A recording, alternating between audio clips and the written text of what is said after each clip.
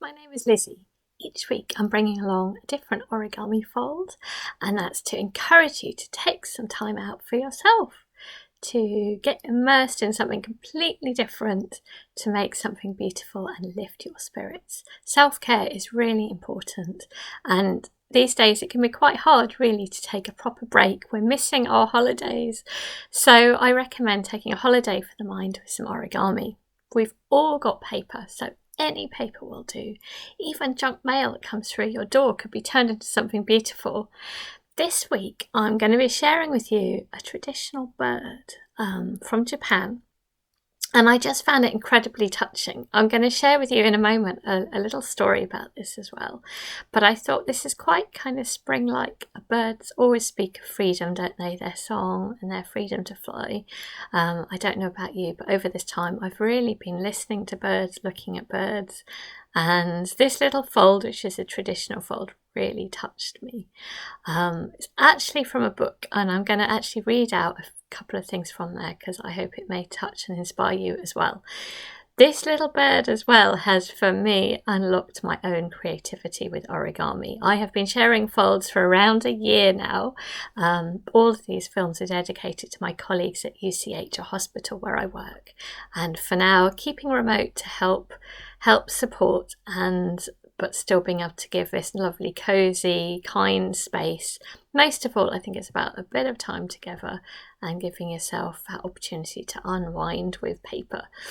So actually this little bird has unlocked my creativity, because I'd felt before somehow that everybody else was amazing coming up with designs, and somehow I couldn't, and I come up with a few, but not that many. Now I have been coming up with so many things, and I owe it to this little bird and the sentiments in this book, which I'm going to read you in a moment. But this little bird, together with a traditional modular style, which I love as well, I felt as if I started to learn some basic principles, which I'll be sharing with you. Maybe it would encourage you to experiment too. But somehow these two things I started playing around with, and this is what I created. So next week I'm going to share with you a plumage star. So this is my own invention and dedicated to my colleagues. So a colleague expressed interest in this, so really keen to share that as a feisty little star. What a thing we should all be. So I wanted to share with you this book. So a friend recommended this, and I'm so glad that she recommended this. It's from Japan, and I think the sentiments are just so beautiful. So it's called Densho Origami, and it will explain. And I think as well, with these films, I'm trying not to just demonstrate. It's about encouraging time and encouraging messages of self-care and this connection as well. I think that this embodies it too. So here, this is in the introduction. Origami is a beloved way to communicate in Japan, a way for children, parents and grandparents to spend time together over cheerful conversation. So I'm trying to offer company. I think to me that's what it embodies. I have learnt because somebody else has spent time with me and asked me to learn and pass it on. To me it's all about connection. Children give it to each other as a mark of friendship. Even adults can give origami as a gift. Origami can be a heartwarming present for a sick friend in hospital, encouraging them to get well soon, often used in that way. Well wishes, and we all kind of keep needing to send well wishes. And this whole pandemic, we've been thinking about those who have been unwell. So many origami shapes have been handed down for generations. There are certain figures that have become stylized, becoming simple, minimal shapes that can be easily folded. These are known as densho origami, meaning heirloom in Japan, which reflects Japan's cultural traditions. Modern Japan has westernized, but densho origami has spread all over the world, connecting, binding people together. So I felt that this was really appropriate. The sentiments of conversation, this kind of transmission through generations that we pass on origami. When we love it, we pass it on. So in here, there's this little bird, which I found incredibly touching. I have to say, I usually struggle with diagrams, but I have found this book really lovely, these gorgeous Japanese diagrams. So I'm actually going to be following a diagram and sharing with you. And actually it needs to be quite carefully observed. So this will be a good one because it will encourage you to look really carefully at what I'm doing. And next week I will share with you my own little discovery. And I've also been, it sounds a strange thing to say, I've been really inspired by viruses, that they constantly, well, they can change and mutate. So they have no planning, they have no awareness, but they generate slightly different folds. And some of them work, some of them don't. So I've been taking that attitude of not feeling that I need to know what I'm doing, but instead to just experiment. This is one I made this morning, actually. So I have been learning through doing. I've understood a few little basic principles, and I found myself generating absolutely loads of things. So maybe I can encourage you to also be playful as well. So don't feel that you have to understand it fully. Just let yourself be amazed by what's possible. It's kind of more like science, experiments really. You don't know what's going to happen, and that's really exciting. So grab yourself a piece of paper, grab a board, something to press on, piece of paper. I will show you each time with A4 paper because I figure that's something everyone has at home. So here goes. As I said, I'll be following a diagram. Goodness me, maybe it will encourage you to. But most of all, really, these things are handed from one to another, so this is the right way to learn, I think. So taking a piece of paper and folding it in half represents time together. So we're going to make a square from half of this, because actually this bird is made from half an A4, which is about kind of life size for a little bird. So with the diagram it says, imagine a cute little bird warbling on a perch. It's not quite warming. So I folded it in half. Somehow it just feels really alive, this little fold. As I said, I don't normally do so many animals, but this one, I think because it's traditional and the sentiments behind it, I found very touching. So I'm going to make a square.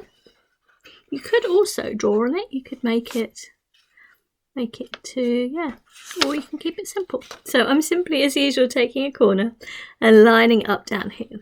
And I recommend, as I try and encourage you, just go slowly, take your time.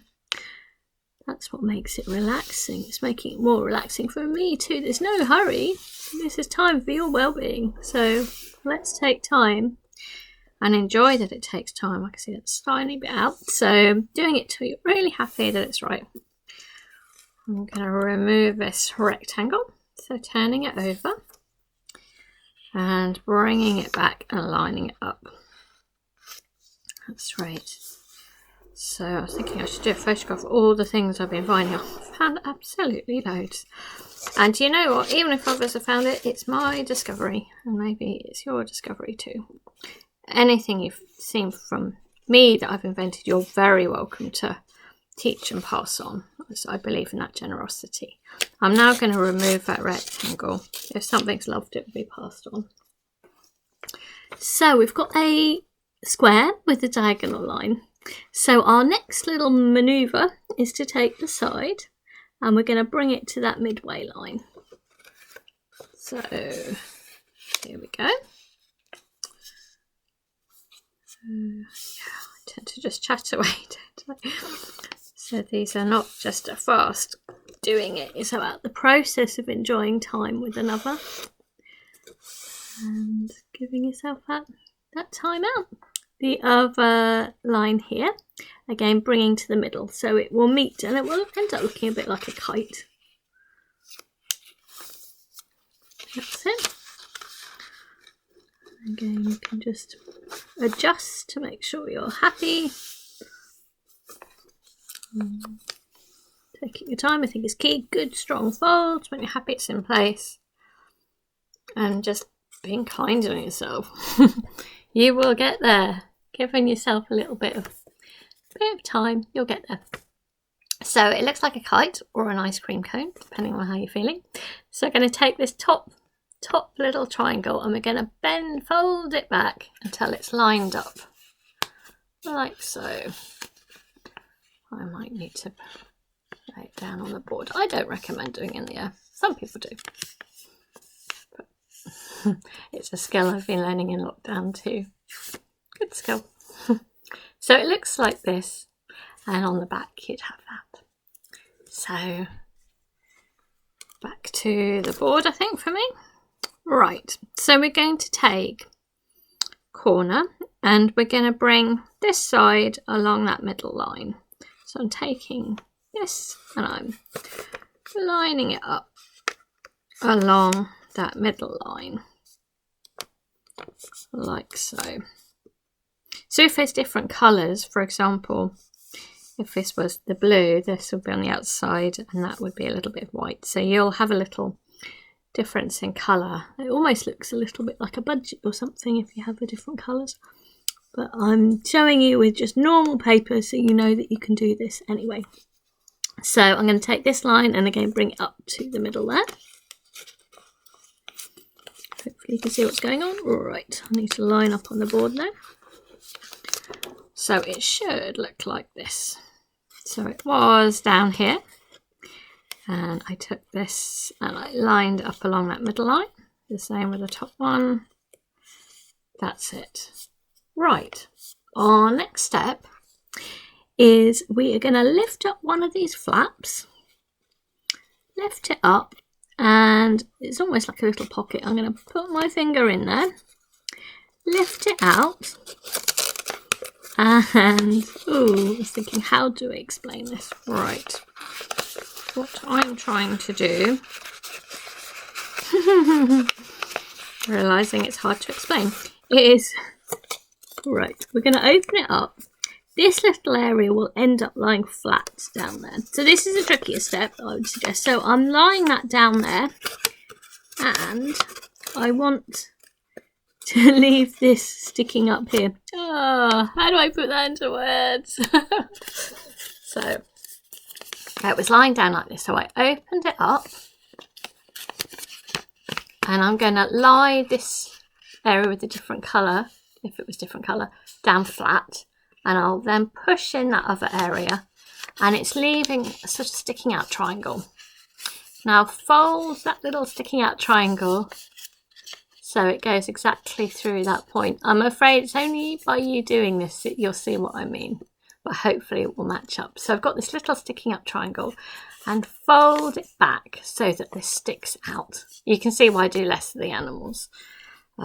They are often a little bit trickier to explain, actually. I think maybe a little bit more three-dimensional, which is a little bit harder to convey on film. Can you see? This will actually become its foot.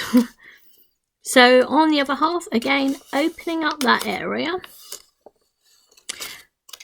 pressing that down so it's flat.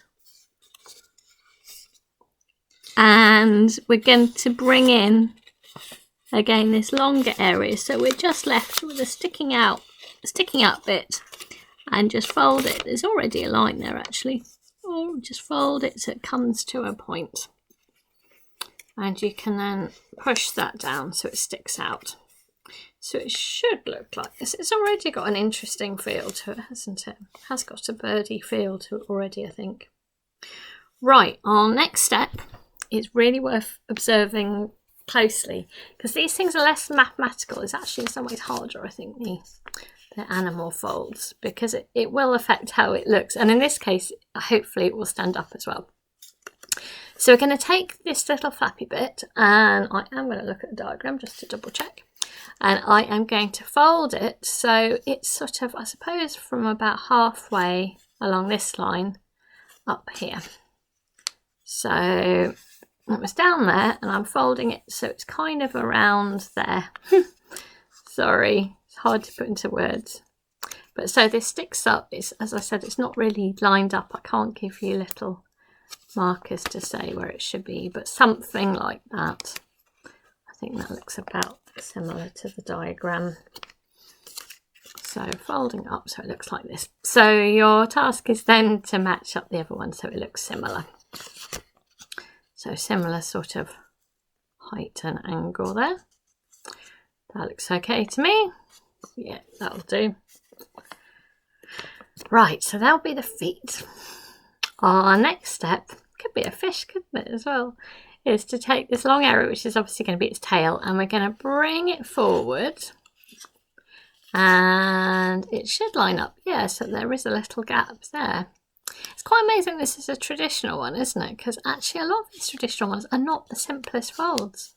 even though it was saying about Densho, the heirloom, being simple. I wouldn't call this simple, would you? But it's lovely to think that it's been handed from one to another. So there we go, it's folded forward. And next I'm going to take this and fold it back, and I'm going to leave a little tuck behind which holds onto those feet. So I'm going to take this and I'm going to fold it back, obviously keeping everything lined up. Let me see. I need to see what I'm doing. So it's lined up there, and I'm going to bring it back so that there is a tuck, and a tuck's left about halfway along the foot there. So it should look something like that.